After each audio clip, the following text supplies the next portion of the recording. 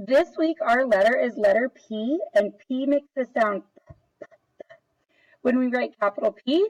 Our little poem is we pull down our pencil and pick it up, and then we finish it off with a half of a penny.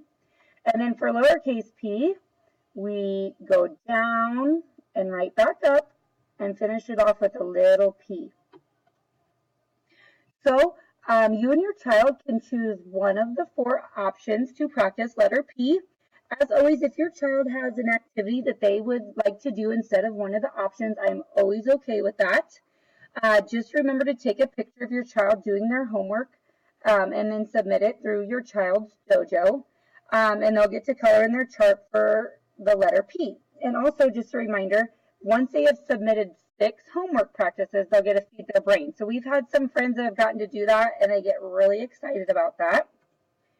So the first option is to make a sensory tray to write letter P in. So you can use salt or sugar, and you could put it in a bowl or on a plate, or a baking pan works good, and they can just use their finger to write letter P.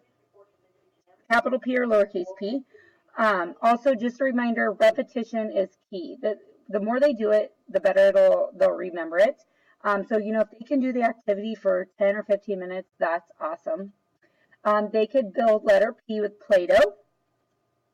They could build capital P or lowercase p with popcorn. And the last option is always the handwriting pages.